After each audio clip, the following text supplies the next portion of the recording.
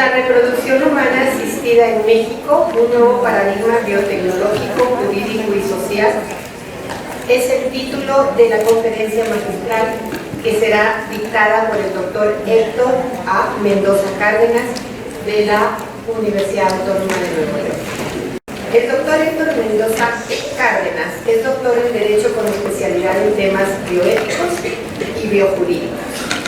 Ha sido conferencista en diversas universidades nacionales como la Autónoma de México, la de Sinaloa, la de Coahuila, la de Puebla, la de Nayarit, la de Mérida y el Instituto Politécnico Nacional, entre otros. En el extranjero, ha participado como conferencista en diversas instituciones de educación superior, como la Universidad de Illinois en Estados Unidos, la Universidad Laval en Quebec, Canadá, y la Universidad de Burdeos en Francia. Igualmente, ha sido conferencista en diferentes centros de investigación, como el Centro Internacional de Ciencias, el Instituto de Investigaciones Filosóficas de la UNAM, el Centro de Investigaciones y Desarrollo en Ciencias de la Salud de la Universidad Autónoma de Nuevo León, el Centro de Investigación Biomédica del Noreste del IMSS, del Instituto Mexicano del Seguro Social, el Instituto Nacional de Antropología e Historia y el Centro de Ciencias Genómicas de la UNAM. Adicionalmente, ha sido invitado a exponer temas biojurídicos en organizaciones como la Barra Mexicana de Abogados, capítulo Nuevo León, el Colegio de Bioética, Asociación Civil, Colegio de Licenciados en Trabajo Social de Nuevo León, Comisión de Derechos Humanos del Distrito Federal, el Comité para el Estudio y Difusión del Derecho en América Latina, Colegio Mexicano de Ingenieros Bioquímicos y el Tribunal Superior de Justicia del Estado de Nayarit, entre otros. En el ámbito de la investigación, es profesor e investigador de la Facultad de Trabajo Social y Desarrollo Humano de la Universidad. Él es autor de varios libros, así como de diversos artículos científicos publicados en prestigiosas revistas tanto nacionales como extranjeras. Es miembro del Colegio de Bioética, actualmente secretario ejecutivo del mismo, y miembro de la Asociación Nacional de Profesores de Derecho Internacional, Privado y Comparado. Sin más preámbulo, le damos la más cordial bienvenida al doctor Héctor A. Mendoza Cárdenas. Siempre es complicado ser el último y es más complicado después de la ponencia de Pablo, que estuvo muy buena y que además usó muchos de mis ejemplos. Ya no sé qué decir. Pero en fin, vamos a hablar de la reproducción humana asistida, que es el eje central del coloquio. Voy a tratar de hacer un repaso de los problemas que yo creo que se avecinan por un lado, y voy a rematar al final viendo o tratando de ver la cantidad de absurdos jurídicos que tenemos en México en virtud de que queremos regular algo muy nuevo con leyes muy viejas. En realidad es el gran problema de México. No hemos regulado este fenómeno y cuando lo hemos hecho ha sido parchando los códigos civiles, haciendo adiciones a los códigos civiles, que además, en mi opinión personal, esto no debería verse desde la perspectiva del derecho civil. Pero bueno, ya llegaremos a ello. Yo creo que desde ayer ya nos traemos mareados con aquello de que el embrión, que si es persona y que si no es persona. Ya, realmente, en estos temas el problema de base es precisamente el estatus que debemos asignarle, cuando menos desde el derecho, a esa pequeña entidad llamada cigoto. Y digo pequeña porque es pequeñísima. Empezamos con este dilema de cuándo o a partir de qué momento este cigoto tiene derechos humanos, que tiene derechos. Hay dos visiones. Alguien puede decir que es una persona y que tiene los derechos iguales que ustedes y que nosotros. Hay otros que opinan que un cigoto no es más que simples células, y hay otros que opinamos, ahí me encuentro yo, que no es ni una cosa ni la otra, y que hay que buscar un punto intermedio, un punto justo intermedio, que yo denomino como un bien jurídicamente protegido. No creo que sea una persona, pero tampoco son simples células, técnicamente son células humanas, y creo que merecen un trato especial cuando menos. El dilema sobre la forma en que le asignamos derechos a este cigoto, al preembrión, empieza por un lado porque tenemos dos visiones básicas de las cosas, la visión religiosa y la visión científica. En un país como el mío, cuando decimos religión, generalmente pensamos en la religión católica, pero pues no es la única. Hay otras religiones que incluso están presentes en México. Si mal no recuerdo, el último censo que leí del INEGI decía que más del 80% de los mexicanos éramos católicos, pero también hay comunidades judías y hay comunidades musulmanas, aunque minoritarias, existen en nuestro país. Entonces, para tratar de demostrar nada más cómo las religiones en plural, no la religión, sino las religiones en plural, han abordado ese tema y tampoco han logrado ponerse de acuerdo, es que les traigo estas presentaciones. Si le preguntamos a un obispo de la religión católica que cuando inicia la vida, que cuando se nos da el alma, porque para la religión el secreto está en esta cuestión del alma, no va a dudar tantito y va a decir: desde el momento mismo de la fecundación, Dios nos provee un alma, y desde ese momento, ese ser, ese individuo, esas células están protegidas o deben de estar protegidas. Cabe decir que esta posición de la Iglesia Católica no es realmente, como pudiéramos pensar, la posición que ha asumido a lo largo de los últimos 2000 años. En realidad es una posición que ha cambiado y que se asumió por la religión católica hace muy poco, en 1860 y córrele, no alcanzó, 69 me parece, no alcanzó a leerlo, y que fue a partir de Pío IX o Pío X quien da este cambio, y ahora Pío X dice que, bueno, que el embrión o que el cigoto recibe el alma de manera inmediata. De hecho, Santo Tomás de Aquino y el propio San Agustín, ambos pilares de la religión católica, opinaban lo contrario. Unos decían que el alma nos llegaba a los hombres creo que a los 40 días y a las mujeres creo que a los 60. Nunca entendí por qué esa diferencia, pero eso decían Santo Tomás y San Agustín. Si le preguntamos a los judíos qué opinan respecto del alma, ellos van a decir que en los primeros 40 días de vida el embrión es agua. No hay problema, no hay alma, el alma llega, digamos que el día 40. A partir de eso, bueno, ellos ya, digamos, tienen una preocupación y creen que hay que proteger o dotar de derechos a este embrión. Y si le preguntas a un musulmán que qué opina, pues te va a decir, pues con la pena, ni inmediatamente, ni a los 40 días. Para los musulmanes, el alma, no sé si insuflada, en el día 120. ¿Qué opina la ciencia? Porque insisto que esos son básicamente los dos extremos. Yo cito aquí a Ricardo Tapia, que es un neurofisiólogo. Ellos dicen, los científicos dicen que el embrión no merece, digamos, un cuidado especial, una protección jurídica especial, sino hasta que se haya formado el sistema nervioso central, que es lo que nos caracteriza como seres humanos. Y hay quien dice que esto sucede por allá de la semana 29 de la gestación. Para ellos, mientras no haya un desarrollo de este sistema, son básicamente células. Ahí vemos por un lado los dos extremos, es decir, por un lado el extremo de que son células, por otro lado el extremo religioso que tiene sus variantes, y yo creo que debería ser un bien jurídicamente protegido. Si no es persona y si no es cosa, y si tampoco son unas simples células sin valor, ¿qué debe ser? Creo que debe ser un bien jurídicamente protegido. Y además, creo que no estoy descubriendo el hilo negro. En realidad, por ejemplo, en mi país y en el mundo se permite el trasplante de órganos, la donación de órganos. Y cuando tú donas un órgano, ¿qué es ese órgano? ¿Es una cosa? No, porque no la podemos comprar y vender. De hecho, está prohibida la comercialización de los órganos. Igual que pasa con la sangre. ¿Qué es? Bueno, es una cosa que el derecho protege. La Ley General de Salud establece los requisitos para la donación de órganos y establece bajo qué condiciones se pueden donar y establece que no se puede comercializar, etc. Y entonces resulta que es un bien que no es ni cosa ni persona y que es jurídicamente protegido. Y dirán, ¿y esos piececitos qué? Bueno, pues es lo mismo que pasa con los cadáveres. ¿Qué es un cadáver? Y muy particularmente, ¿qué es lo que pasa con la muerte cerebral? En el caso de la muerte cerebral, tenemos un individuo, no lo quiero llamar persona, tenemos un individuo al que gracias a unos aparatos, un respirador artificial, le late el corazón y le circula la sangre.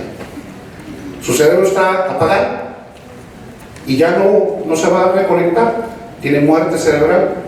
¿Eso qué es? ¿Es un vivo muerto o es un muerto vivo? ¿Es una persona? ¿Es un cadáver? ¿Qué es? Técnicamente es un cadáver y técnicamente es un bien jurídicamente protegido. No es una cosa. Es decir, yo no puedo disponer de ese cadáver, no lo puedo tirar a la basura o no lo puedo destazar como yo quiera. No, la ley le da una cierta protección que se queda en medio entre la cosa y la persona. Déjenme aclarar un poco esto de la cosa y la persona. Para el mundo del derecho, desde la perspectiva civil, no hay más que dos sopas. O somos personas o somos cosas. Las personas somos sujetos de derechos y las cosas son objeto de derechos. Yo me apropio de esta cosa y te la regalo, te la vendo, te la intercambio por otra cosa. El imperativo categórico de Kant, las personas no, somos sujetos de derecho y entonces las personas no podemos intercambiarlas, la prohibida la esclavitud, no podemos negociar con ellas, etc. Son sujetos de derecho. El gran problema es que estos temas surgen quizás a mediados del siglo pasado y nuestros códigos civiles en lo general en México pues datan de principios del siglo pasado. Somos herederos de la tradición romana que luego pasó por el código napoleónico, que luego les llegó a España y que luego España nos trajo a nosotros.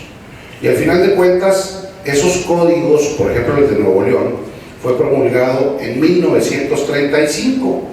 Pues yo creo que el legislador de aquella época no tenía la más remota idea de todo lo que íbamos a poder lograr en términos de biotecnologías. No obstante, el código, por ejemplo, una discusión que yo he tenido en ese sentido es que el Código Civil, nuestros códigos civiles, por regla general, dicen que el ser humano está protegido desde la concepción. Lo que no nos dicen, generalmente dice eso, está protegido el ser humano desde la concepción, para efectos de este código. Y luego dices, bueno, ¿cuáles son esos efectos? Y entonces te vas a buscar en el código. ¿Qué dice el código? ¿Cuáles son esos efectos? Y resulta que te encuentras que son nada más tres. Uno, el que tiene que ver con cuestiones de paternidad, maternidad, de filiación. Otro, el que tiene que ver con cuestiones de donaciones. Y otro, el que tiene que ver con cuestiones de herencias. Es decir, yo puedo, si mi esposa está embarazada y yo sé que me voy a morir, ¿puedo heredarle a ese que está por nacer? Sí, a condición de que nazca. ¿Sí? ¿Puedo donarle a ese que está por nacer? Sí. ¿Puede ser reconocido como mi hijo? Sí, a condición de que nazca.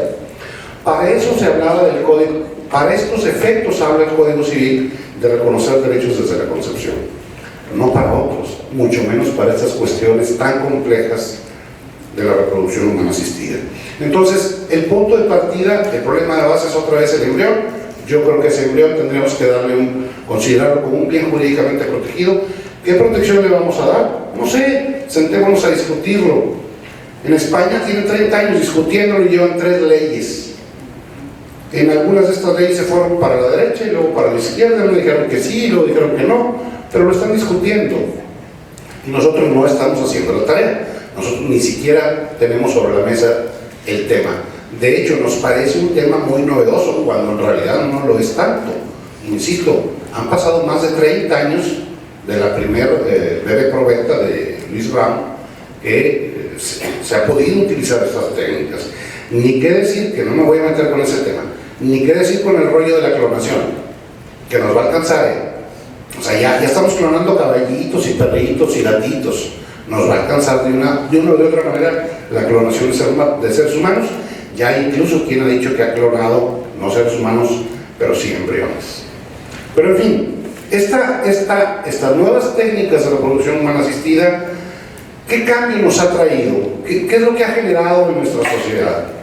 Bueno, por un lado, ya podemos tener hijos sin necesidad de tener relaciones sexuales. Antes se creía que no se creía, durante mucho tiempo el único caminito era el tradicional, ¿no? Ahora no, ahora podemos tomar un óvulo, tomar un espermatozoide, fecundarlo en el laboratorio, incluso congelarlo e incluso postergar su implantación. Bueno, el primer cambio que trae la reproducción asistida es que existe otra forma de procrearnos, otra forma nueva y, digamos, en el laboratorio de reproducirnos. ¿Qué otras ventajas o desventajas, si se quiere, nos puede traer este tema? Pues resulta que ahora podemos escoger el material genético, para bien o para mal. Ya Pablo adelantaba un poco en ese tema, pero resulta que ahora podemos escoger, no nada más escoger el mejor material genético, sino hasta lo podemos comprar. Esta página está en español y es de aquí de México, y ahí te venden, tienen un enorme catálogo de donación de óvulos, se los donan a ellos y ellos los venden, ¿no? En realidad. Entonces hoy tenemos esa posibilidad de elegir el mejor óvulo, ya no digo el mejor embrión, el mejor óvulo o el mejor espermatozoide para generar el mejor embrión para tener a mi hijo el mejor, ¿sí? ¿Qué otra implicación tiene la reproducción asistida? Bueno, pues que hace posible seleccionar también al mejor embrión. Pablo nos hablará un poco sobre el diagnóstico genético preimplantacional. Le sacas una celulita al embrión, una sola, la analizas y con esa célula te das cuenta, pues si tiene propensión al cáncer, si tiene propensión al síndrome de Down, si X cantidad de cosas puedes analizar. A partir de allí, bueno, pues eliges o seleccionas tus embriones. ¿Qué es eugenésico? Pues sí es eugenésico, aunque la palabra eugenesia no es tan mala como parece. Todos somos eugenésicos, todos, cuando tenemos un hijo, todos queremos que nuestro hijo sea el más bonito, el más inteligente y el más sano. Simplemente que hoy tenemos incluso nuevas formas de lograrlo.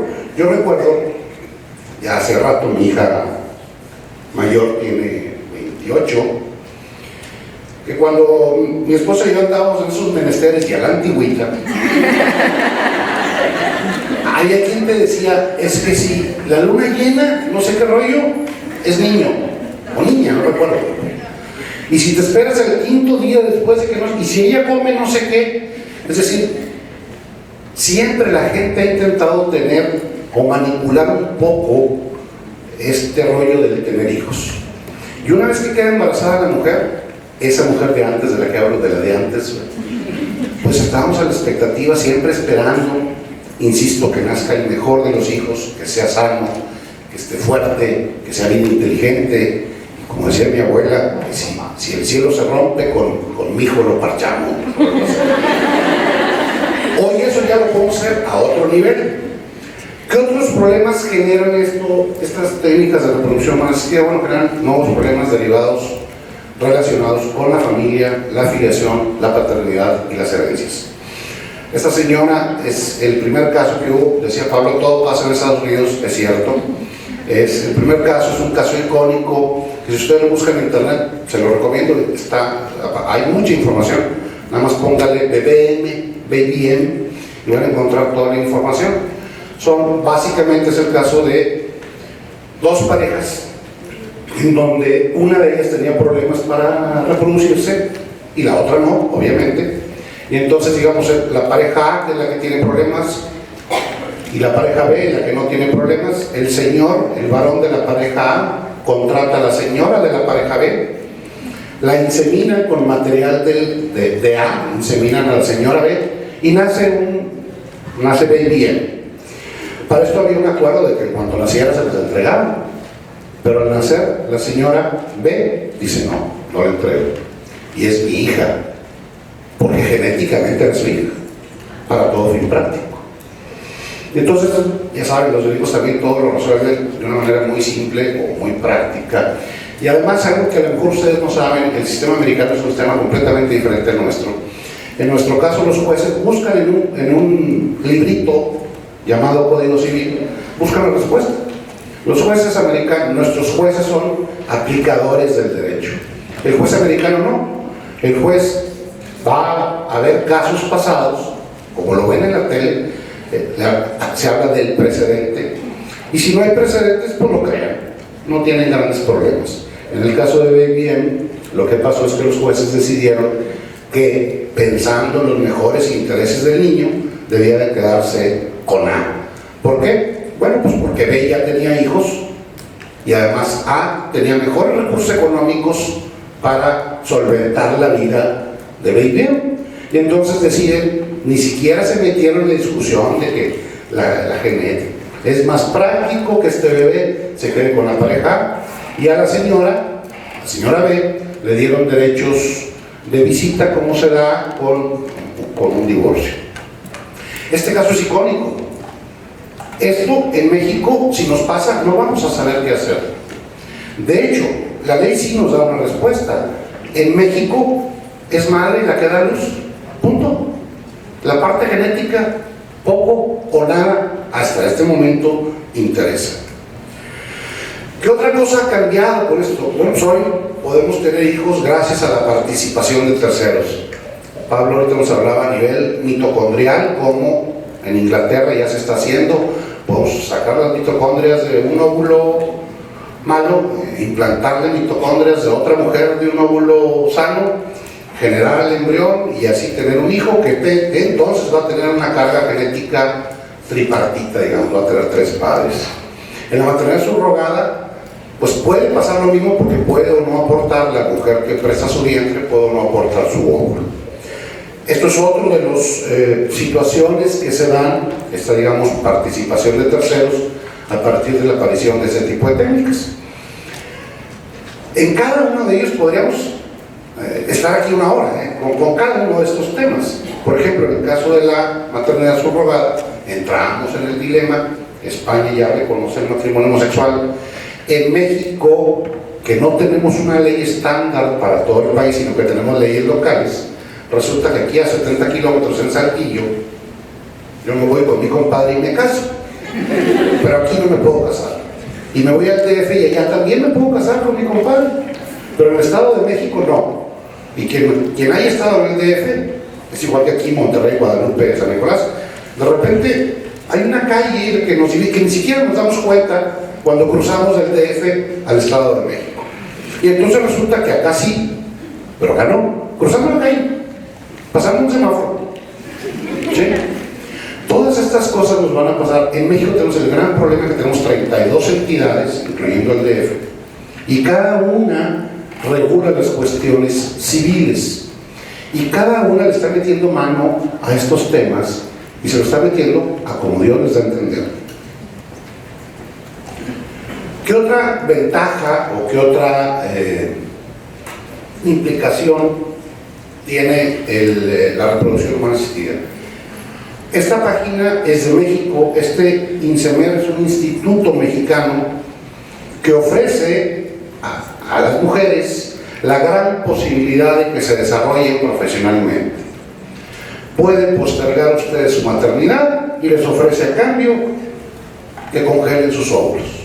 Y entonces cuando tengan 40 y ya sean exitosas, sus óvulos probablemente ya van a estar medio decadentes, pero van a tener ahí unos bien frescos de cuando tenían 20 años. ¿Sí? Esto no es ficción, insisto, esas páginas nomás búsquenlas en internet y las van a encontrar. Bueno, las técnicas de reproducción humana asistida nos ofrecen ahora, por ejemplo, también postergar la maternidad e inclusive, ¿por qué no?, también la paternidad. También es posible congelar material genético masculino.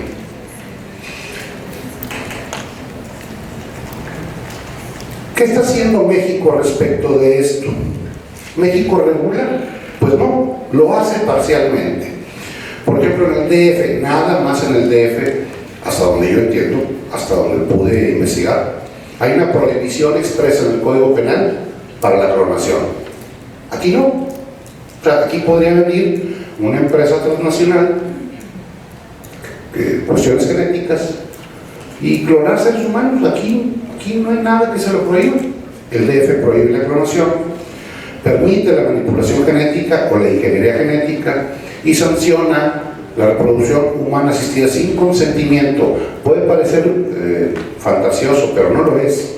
De hecho, la Ley General de Salud también considera ya la inseminación artificial sin consentimiento, y a partir de la Ley General de Salud se crea un delito especial, se llama, para sancionar a aquella persona que insemine a una mujer sin su consentimiento, porque no es violación, porque la violación por regla general se asocia con una cuestión de relación sexual física.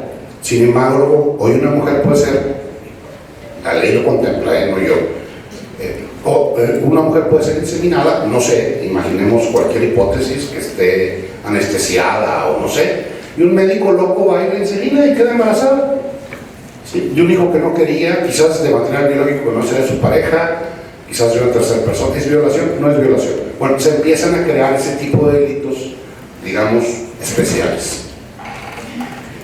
Esto en el DF. Aquí a 70 kilómetros, en Coahuila, me da mi leche porque no veo. Coahuila permite la reproducción humana asistida tanto homóloga como heteróloga. Les platico rápidamente. La homóloga es cuando hay material biológico de mi esposa y mío para tener un hijo.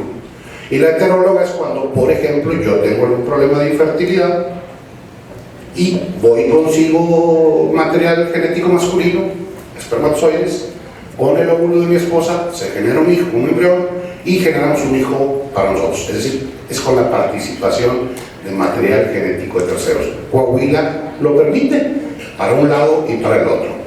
Sin embargo, Coahuila dice que esto es un gran dilema para los médicos, que nada más se puede fecundar un ovocito y por lo tanto nada más se puede crear un embrión. El problema es que la estimulación ovárica es un procedimiento caro, no es inocuo, me decía ayer Alberto, el otro expositor, el doctor Alberto, que es médico, no es inocuo, puede provocar consecuencias, es caro, no es inocuo y es doloroso.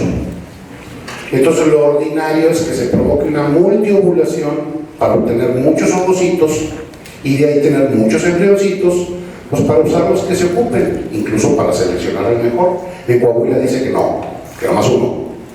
Y luego además de que nada más uno, ese uno se tiene que implantar. Prohíbe la maternidad subrogada. Coahuila dice no a la maternidad subrogada, expresamente lo prohíbe. Prohíbe el diagnóstico genético preimplantacional, lo cual es gravísimo, porque por un lado nada más permite generar un embrión, por otro lado ese embrión debe ser implantado, y por el otro lado prohíbe el diagnóstico. Es decir, yo podría a través de ese diagnóstico determinar que ese embrión tiene una malformación genética, lo que ustedes quieran, el peor de los escenarios. Bueno, no importa, tiene que ser implantado, lo cual pues, nos lleva a serios dilemas éticos. En el caso de Coahuila dice que la reproducción humana asistida solo se vale para personas casadas o en concubinato. Esto está cambiando y tendrá que cambiar, porque esto fue antes de que en Coahuila se aprobara el matrimonio homosexual. De hecho, ahorita en Coahuila ya está en discusión otra vez el Código Civil y hay incluso un proyecto de ley que dice y sí a la maternidad subrogada, o sea, todo lo contrario, ¿sí? Prohíbe, en este caso, ya el doctor Pablo nos habló de ese tema, prohíbe expresamente la inseminación post-mortem, pero ordena que si hay un embrión y yo me muero, se debe de implantar en la viuda, se debe, no dice se puede, y ahorita les voy a mostrar el artículo.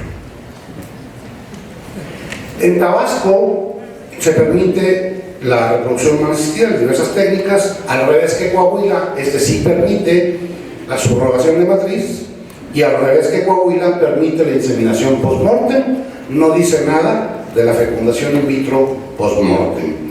Sinaloa acaba de regular también este tema y permite las técnicas de reproducción humana asistida, permite la subrogación de matriz, permite la inseminación post-mortem y la restringe a ciudadanos mexicanos. Es decir, extranjeros no pueden recurrir a esta técnica en Sinaloa. En Tabasco no dice nada. De hecho, Tabasco se está convirtiendo en el paraíso para estos temas y está habiendo serios y graves problemas. Ahorita vamos a llegar ahí. ¿Qué otra cosa dice la ley en estos temas? Bueno, nada más 8 estados de la República lean, sin meterme a leer ninguno de ellos, ahí lean ustedes. 8 estados de la República han abordado el tema desde la óptica del divorcio. Por regla general, va a decir que si mi esposa se insemina o se hace implantar un embrión sin mi consentimiento, es causa de divorcio. Tiene su lógica, ¿sí? Porque además las leyes en México dicen que todos los hijos que tenga Esperanza me los cargan a mí, son de él. Porque la paternidad siempre es por presunción a partir del matrimonio. Cuando yo estoy casado, todos los hijos que tenga mi esposa son míos. Yo podré después patalear, ¿no? Y tendré que ir a aventar un juicio de desconocimiento de paternidad o lo que sea. ¿Cuáles son algunos de los problemas que se avecinan? Bueno, Pablo ya adelantó unos, incluso me robó el estelar, el caso de Sofía Vergara. Sofía Vergara, ya lo explicó ampliamente Pablo, ¿qué hizo? Pues se casó con alguien, generaron embriones y salieron peleados. Este señor quiere sus embriones, Sofía Vergara no quiere que se los entreguen, y ambos discuten, pues son mis hijos, ahí está mi material genético. ¿Cómo se va a resolver? Bueno, eso está en camino. Ya Pablo nos hablaba del otro caso icónico de la sentencia, también en Estados Unidos, del caso Davis and Davis, en donde es exactamente al revés, el rollo este de mi derecho a no ser padre. Esta página está interesantísima, la verdad esto es de última hora y lo puse ayer en mi presentación. Criogen se llama, Crios, en Dinamarca. Ustedes entran a la página y están todos los idiomas y te venden espermatozoides a elección. ¿Qué quieres? ¿Un hispano? ¿Un africano? ¿Un asiático? ¿Un caucásico? ¿O un árabe de Oriente Próximo? ¿De qué color de pelo lo quieres?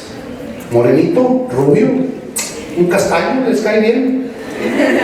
¿Un castaño oscuro? ¿Ojitos? ¿Pispiretos? ¿Azules? ¿Marrón? ¿Grises?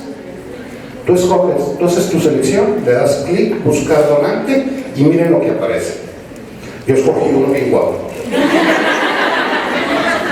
Pues resulta que me aparece, arriba van a ver unos iconos en negro, resulta que me aparece este cuate que me dice, de acuerdo con los iconos que están arriba, si puedo tener una foto de bebé, si hay sonido, es decir, si hay un audio de él, si hay una impresión de su perfil genético, y esto va a estar ahí donde dice Tines. En este caso, este cuate no deseaba el anonimato, entonces tú le das clic y te sale la foto de bebé, y luego sale un PDF con fotos de él y que te dice que es bien bonito y que es guapote, grandote, que le gusta el deporte, que le gusta el deporte extremo y que sus mejores autores son tal literatura en la que le gusta, etc.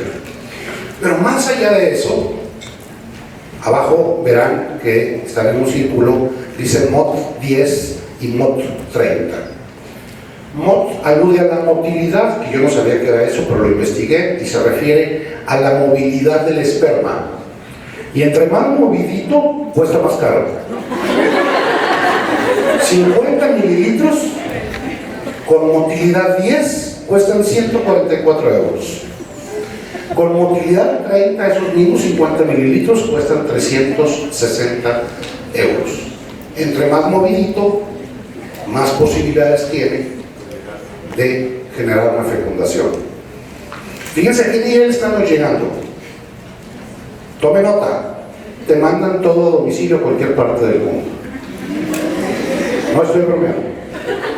DHL te llega un contenedor de nitrógeno líquido con tu vikingo, barbado, pelo rojo, grandote.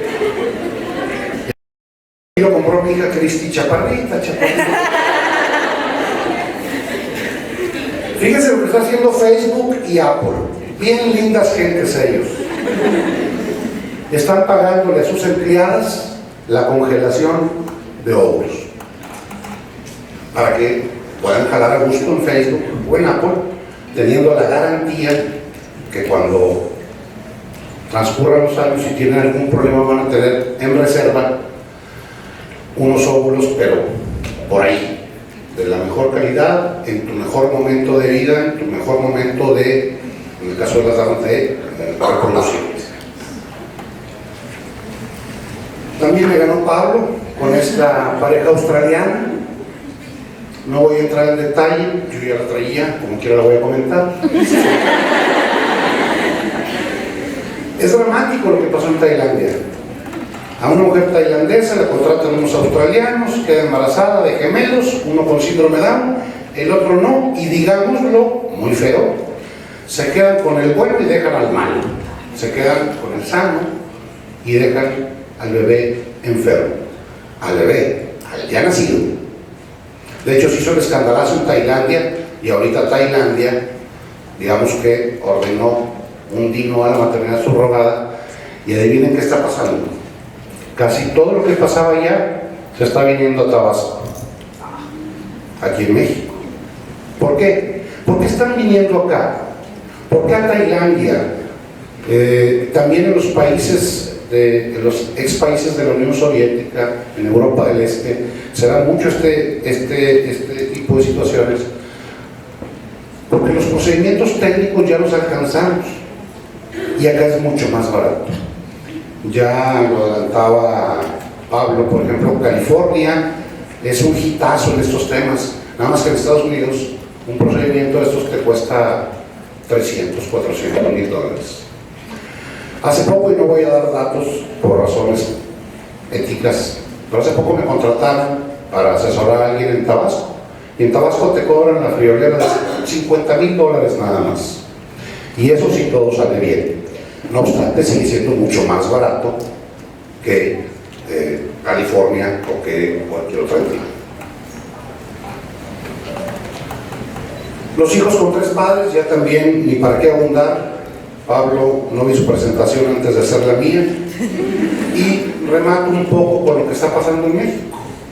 Ya pasó en Tailandia, ya pasó en la India, que tenían granjas o algo muy parecido, y está pasando en mi país. Cuando tú le preguntas a un abogado, ¿en México está regulada la maternidad subrogada? Te va a decir sí, en Tabasco, lo cual es una mentira. En Tabasco, en el Código Civil, en el apartado de actas de nacimiento, se reconoce la posibilidad de que haya alguien que nació vía maternidad subrogada. Pero es todo. Si no la regula, no dice cuándo sí y cuándo no. ¿Qué está pasando? Pues está pasando que en Tabasco se hace lo que sea. De hecho, búsquenlo en internet, lo van a encontrar muy fácil. Las agencias de maternidad subrogada, que van dirigidas a los extranjeros principalmente, te ofrecen los grandes paquetes en Cancún. Cancún no está en el mismo estado, ya está en Quintana Roo, pero está pegadito. Y entonces para el extranjero es muy padre y muy barato. Se la pasa bomba ahí en la playa, mientras se traen sus embrioncitos y buscan a ver quién es la señora que nos va a hacer el grandísimo favor de prestarnos su vientre. Inician el procedimiento, están padre, y en Cancún se van. Si todo sale bien, regresan, ven el desarrollo del embarazo, y a los 9 meses pues vienen por su hijo. Uno de los grandes problemas que yo le veo a la maternidad subrogada es que desde el derecho, es que en mi país los juicios duran años, y el proceso de gestación dura 9 meses, punto. Y entonces en medio del camino entramos en un desacuerdo, el que sea. Alguien me dice, tengo amigos médicos que me dicen, son los contratos. Sí, pero ¿cuándo se han respetado los contratos? Y cuando un contrato no se respeta, tienes que ir a un juicio. Y en México, entre que presento la demanda y te notifican, ya pasaron 3 meses, 2 meses. Entre que te notifican y contestas, pues ya pasó otro tanto. Y luego, apelación, amparo, revisión de amparo, queja de la queja, Suprema Corte de Justicia de la Nación. Pues para cuando termine el pleito, ese chavito ya está entrando a facultad y todavía no tenemos la solución. Ese es el gran problema de la maternidad subrogada, que es un proceso biológico que tiene un plazo determinado, que no lo puedes variar, y que yo creo que el derecho nunca va a poder responder tan eficientemente, tan rápidamente a cualquier controversia de ese tipo. Bueno, Tabasco se está convirtiendo, para bien o para mal, para mi gusto para mal, en una especie de paraíso biotecnológico para esas cuestiones de maternidad subrogada. Y aquí hay un tema interesante. En México, voy a hacer un paralelismo, en México no tenemos una sola marca de autos. No hay ninguna marca de autos mexicana, pero somos el primer país productor de automóviles.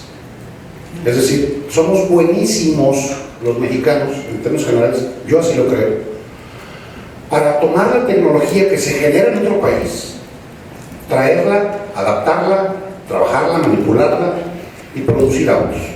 Somos buenísimos para producir autos.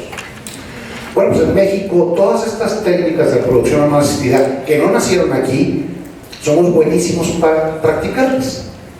Y baste aquí, para los que son de Monterrey, baste circular por Hidalgo y van a ver infinidad de anuncios que dicen clínicas de la fertilidad. Ahí están haciendo reproducción asistida. Y ahí están congelando embriones, y ahí están congelando espermas, y ahí están congelando óvulos. Se hace en Monterrey. La técnica la dominamos. No la inventamos, pero sí la dominamos.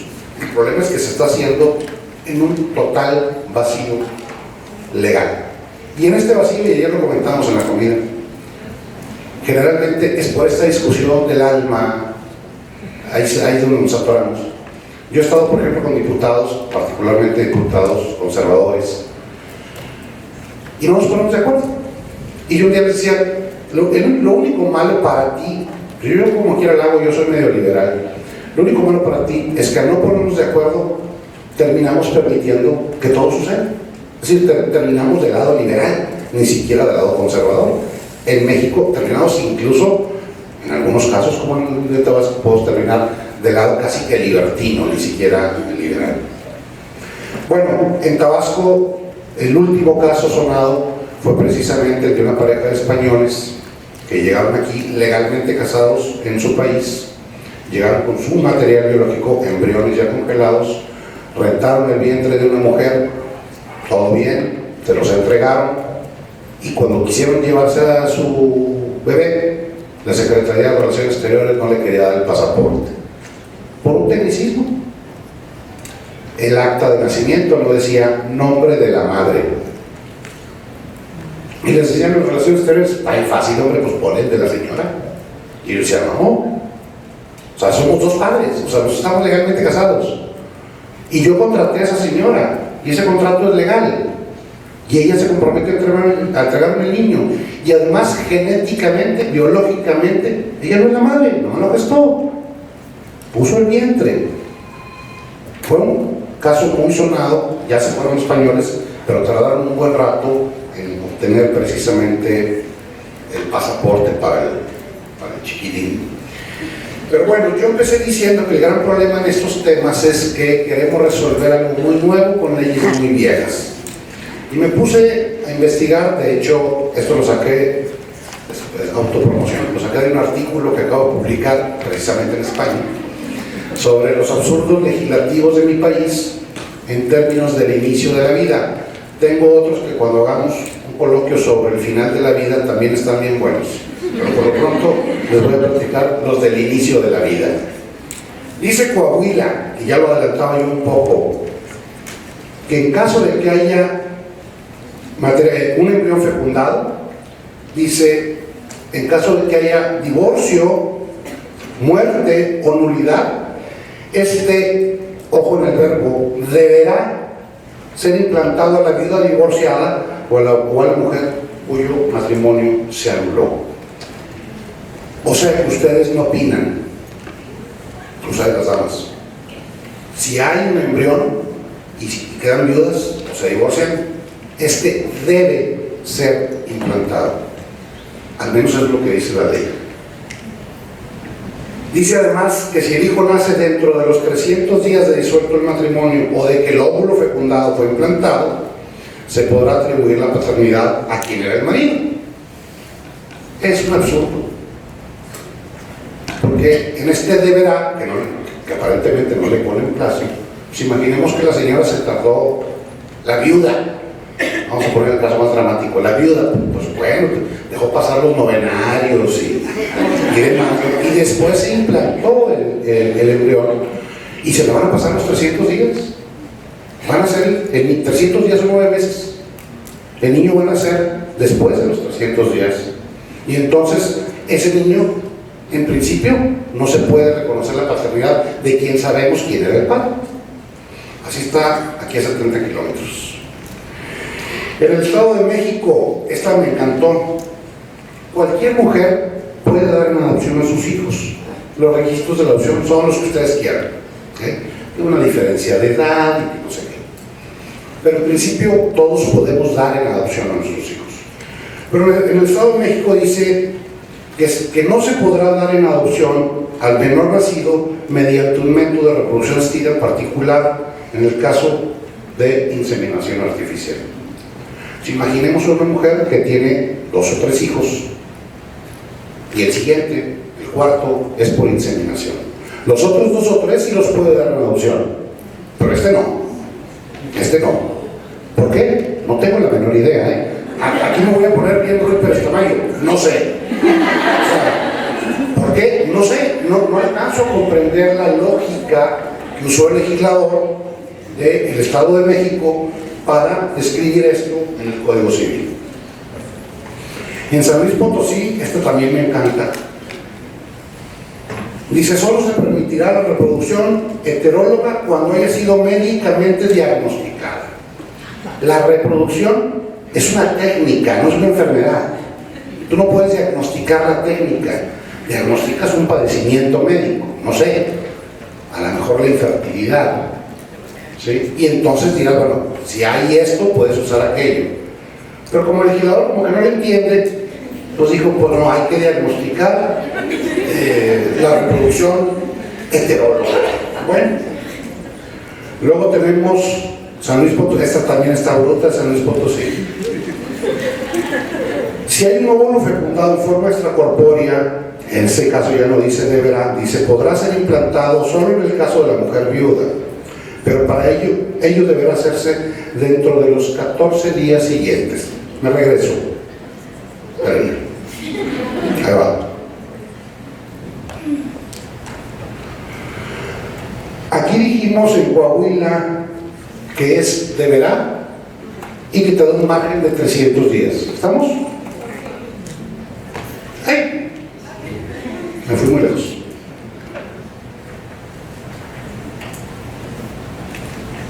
Y en San Luis dice que dentro de los 14 días.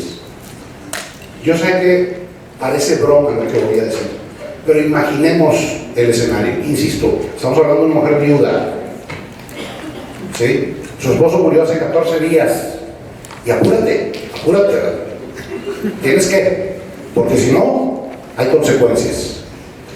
Para empezar un procedimiento de reproducción, yo no soy médico, pero para empezar un procedimiento de reproducción asistida, supongo que está condicionado a una serie de factores médicos, en términos de tiempo particularmente.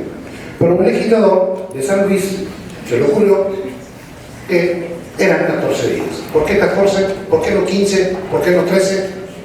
Diría Ruy Pérez Tamayo, no sé. Si no se hace dentro de ese término, bajo ninguna circunstancia podrá atribuirse la paternidad.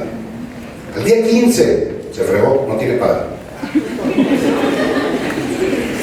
En Tabasco, insisto que esto tendremos que discutirlo y sentarnos a la mesa y llegar a un acuerdo, pero en Tabasco equiparan al embrión con los hijos. Dice, el reconocimiento de un hijo no nacido, dice, se puede reconocer al hijo que aún no ha nacido, incluyendo los concebidos por cualquier método de inseminación artificial o fertilización in vitro, aun cuando no se encuentren en el útero materno en el momento del reconocimiento.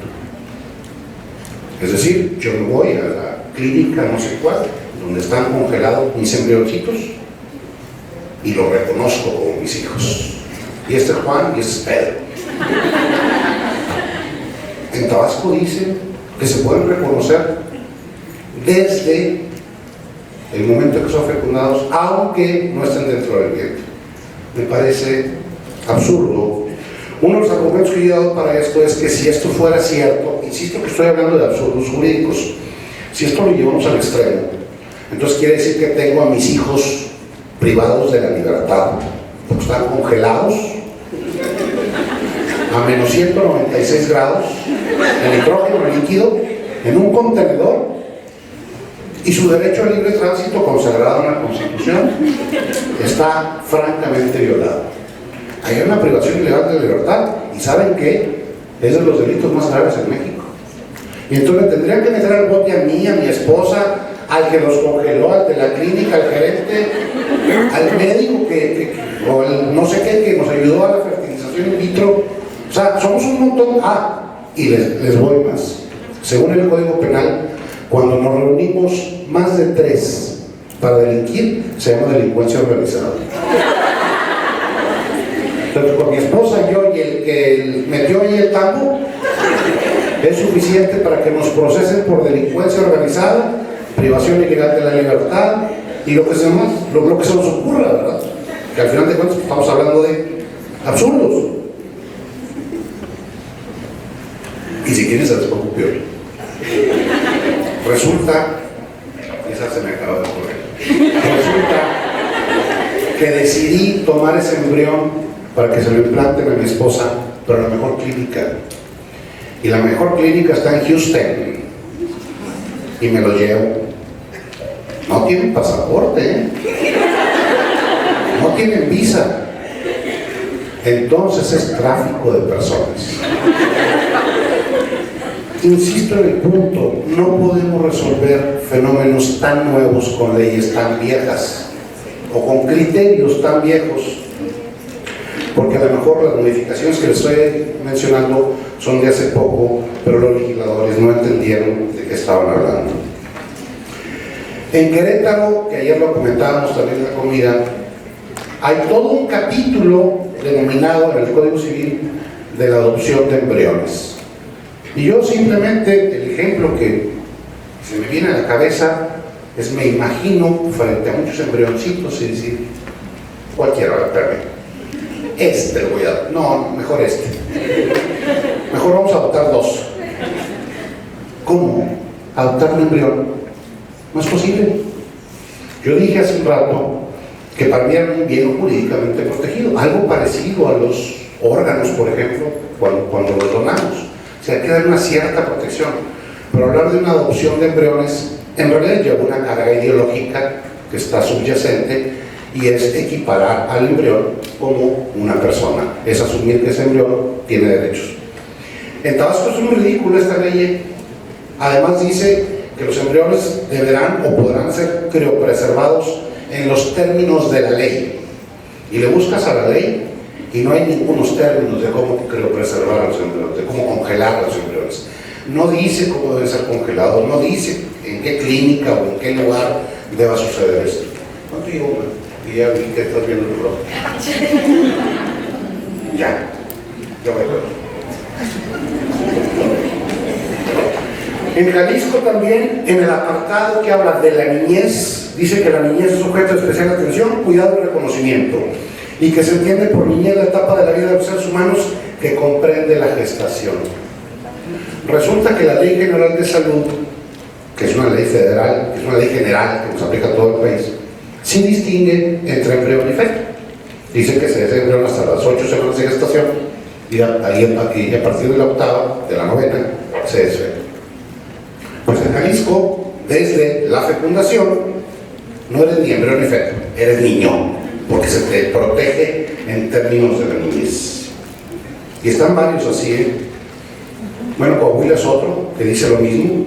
Se consideran a los fetos y a los hombres como a los niños incapaces por ley. Son incapaces los menores de edad.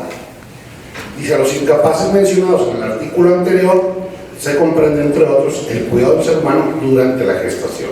Entonces, otra vez, en el proceso de gestación estamos haciendo incapaces a los menores. Y colorín colorado, este cuento se acabó.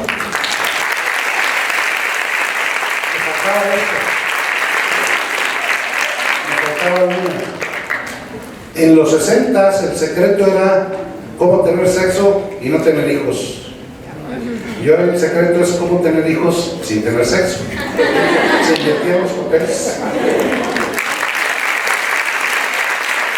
Muchísimas gracias al doctor Héctor Mendoza por esta interesante disertación. Si hay alguien que tenga alguna pregunta, por favor, levante su mano para que los cercanos puedan pasar por esa pregunta. ¿Cómo o qué sugiere para que las leyes cambien? ¿Y a qué tener, creo? ¿Se debe dirigir? No. ¿A quién? Yo creo. Se debe dirigir para evitar estos absurdos legales. Bueno, yo en mi muy particular forma de ver las cosas, creo que las leyes deben de cambiar con nuestra participación. ¿Cómo? Se llaman diputados. ¿Cómo? Pues viendo bien por quién votamos. El día que votamos, ustedes están muy jóvenes, quizás en algunos casos han votado una vez o apenas van a votar, pero pues hay que ver por quién votamos y ver qué opina esa gente sobre estos temas. Y otra que a mí se me ocurre, que es mi discurso en la escuela, es involucrar, porque la gente cree que esto de hacer leyes es chamba de los abogados. No es cierto, es chamba de todos. Y hay un trabajo, yo he venido insistiendo hacia el interior de la facultad, que estos temas son de trabajo social, no son de derecho nada más. Allá el joven hace rato preguntaba por cuestiones sociológicas, tienen implicaciones sociológicas, tienen implicaciones filosóficas necesariamente, tienen implicaciones médicas, tienen implicaciones jurídicas, pero tienen fuertes implicaciones sociales. Y esas no son los abogados los buenos para, digamos, tener el feeling para crear una ley que cuide esos detalles. Creo que es participando en todas las áreas. La semana pasada, creo, no esta semana, ahí en la escuela di una plática sobre bioética y trabajo social, y creo poderles demostrar que son primas hermanas. Los objetivos de una y de otra son los mismos. Creo que, ¿cómo? Pues participan todos. ¿Qué pasa en Nuevo León con la maternidad subrogada? En caso de no haber, ¿cómo es que hay tantas clínicas de fertilidad asistida? ¿Qué pasa? Que precisamente cuando nada está regulado es un paraíso y hacemos lo que nos da la gana. En Nuevo León no dice nada, la ley no dice nada. Dice una cosa, dice que la maternidad es por vía del alumbramiento, y entonces la maternidad subrogada pues técnicamente no existe, porque si llegáramos a hacerla en Nuevo León, la mujer que da a luz es la que legalmente es madre. Poco importa quién sea biológicamente la madre. Les voy a poner un ejemplo rápido. Y hay un blog, no estoy diciendo nada nuevo, ahí está, hay una pareja de lesbianas que viene aquí en San Nicolás, que el blog se llama Las Dos Mamis, en donde creo que algo mencionaste, Pablo. Se toma el óvulo de A, se fecunda con material que conseguimos en la página que les dije, ¿verdad? Con un vikingo. Se genera el embrión, pero se implanta en B. B lo concibe, no lo concibe, lo gesta. Nace el chiquillo. En Nuevo León, la mamá es B, no A. Y la mamá B no puso nada, genéticamente hablando. Puso el vientre y la gestación. Si esta pareja se separa, el niño se queda con B en Nuevo León. Y mamá A, que es la mamá biológica, se fregó. ¿Por qué cree que las leyes no han cambiado durante muchos años y generaciones? Híjole, si digo por qué creo eso, me van a correr. Pues porque tenemos unos políticos que se preocupan un poco por estos temas, nada más. Por estos y muchos otros. Yo estuve hace unas 3 semanas con los diputados del PRI del Congreso local, particularmente los del PRI. No sé si se enteraron, pero aquí en Nuevo León hay la idea de modificar el artículo 1 constitucional a fin de reconocer derechos al no nacido desde la fecundación. Y entonces alguien me dijo, vamos a hablar con los diputados para que les expliques cómo está esto. Todo el mundo se va por el lado del aborto. De hecho, quien me invitó es una persona que anda con el rollo del aborto y dice que se va más allá del aborto. Entonces voy y les explico un poco todo esto y les digo, bueno, señores, si ustedes votan de derechos al no nacido desde la fecundación, ¿qué vamos a hacer con todo esto que se está haciendo con células madre? ¿Qué vamos a hacer con toda la promesa que nos da la medicina genómica, pues vamos a parar la ciencia en Nuevo León y nos vamos a ir al siglo XV. El gran problema es que nuestros legisladores no se han interesado por estos temas. ¿Usted qué opina? ¿Debería ser legalizada la maternidad subrogada y los términos de ella en Nuevo León? Tengo muchos prejuicios, no morales, sí jurídicos. Ayer hablaba Alberto, el otro ponente, de un ejemplo que ponía de Uruguay. Me parece razonable un poco lo que hace Uruguay, lo limita, particularmente lo limitaba a personas, a familiares muy cercanos, creo que a hermanas, si que una hermana le presta el vientre a la otra, como una forma más o menos de asegurarnos que no haya una cuestión comercial de por medio, un interés económico. Yo tengo muchos prejuicios, pero en términos de que me parece que es muy complicada, que nos lleva a callejones sin salida la maternidad subrogada. Tendríamos que sentarnos, de hecho, ya me voy a tener que sentar porque estoy en un proyecto con la Autónoma de Madrid sobre maternidad subrogada y tendré que llegar a alguna conclusión. No he hecho esa tarea todavía. Y bueno, dice, ¿en qué estado de México es legal la maternidad subrogada? En Tabasco y en Sinaloa. Le voy a pasar el micrófono al doctor para que haga su pregunta, que sería la última. O que le escriba.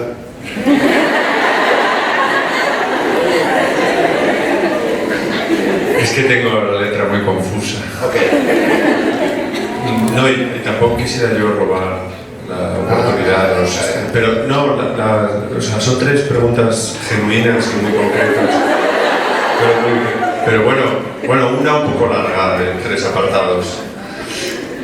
No, y que vienen motivadas por el interés que me ha suscitado tu charla, que me ha parecido espléndida. Y siento, además, aprovecho para, en fin, pedirte disculpas por los... Debimos habernos comunicado más. Los robos no de embriones, pero sí de ejemplos. Bueno, una primera, o sea, en España al menos y en otros países también, una forma que se ha tenido de pensar sobre todos estos absurdos jurídicos y problemas es ver qué pasa con la interrupción voluntaria del embarazo.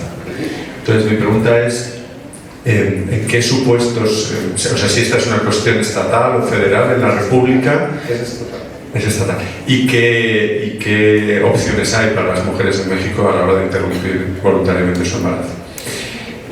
La primera. La segunda es, en el caso de la inseminación heteróloga, has proyectado, en uno de esos absurdos, has proyectado una norma, no me acuerdo ahora de qué código de familia o civil, de qué estado era, que establece la necesidad de recabar el consentimiento del caso de fecundación, sí, heteróloga, establece la necesidad de recabar el consentimiento del marido. Sí. En España ha habido mucha discusión sobre esto también inicialmente, porque ese consentimiento se puede entender de dos formas: para que se efectivamente insemine con semen de donante, o para que ese consentimiento cuente como manera de atribución de la paternidad. Bueno, ¿cómo se entiende aquí o cómo se ha entendido? Porque en España, claro, las mujeres se llevan las manos a la cabeza. La mujer casada dice, ¿cómo? ¿Que mi marido me va a tener que autorizar a mí si me insemino o no con otro? Vale, pues yo me insemino. Que luego a él no le guste, pues que haga lo que quiera, ¿no? Y la tercera cuestión es, bueno, esto de la obligación de implantar el embrión. Porque en otro estado esa obligación es a los efectos de poderse atribuir la paternidad. No será la misma, porque no lo concibo. Es decir, esa es una obligación, aquí me voy a poner en teórico del derecho. Si no hay una sanción que la respalde, no hay obligación. Bueno, aquí la sanción tendría que ver con el reconocimiento de la paternidad, por un lado.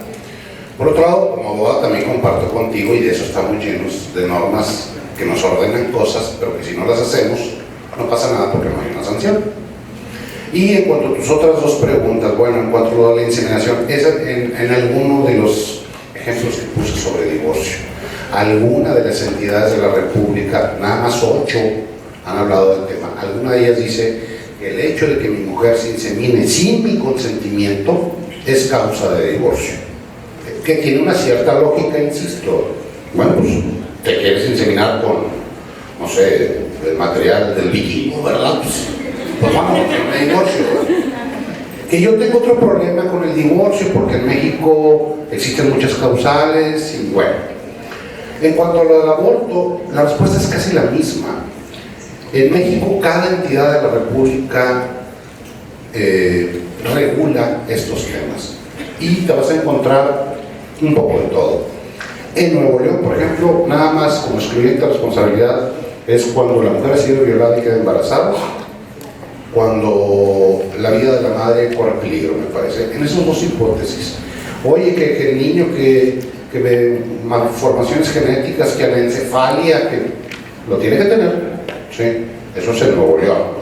En el DF, por ejemplo, están en el otro extremo.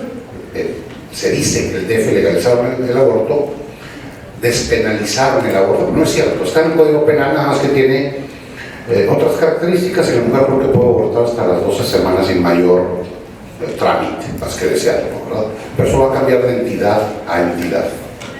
¿Sí? Bien, pues le damos un fuerte aplauso a los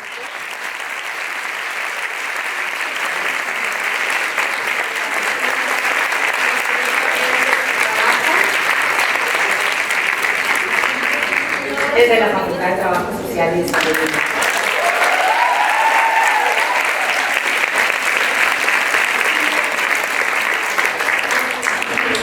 Y ahora solicitamos a la máster en Trabajo Social, María Teresa Obregón Morales, directora de nuestra facultad, que nos haga el favor de entregar el reconocimiento al doctor Héctor Mendoza Cárdenas y un presente de parte de la facultad por su importante participación.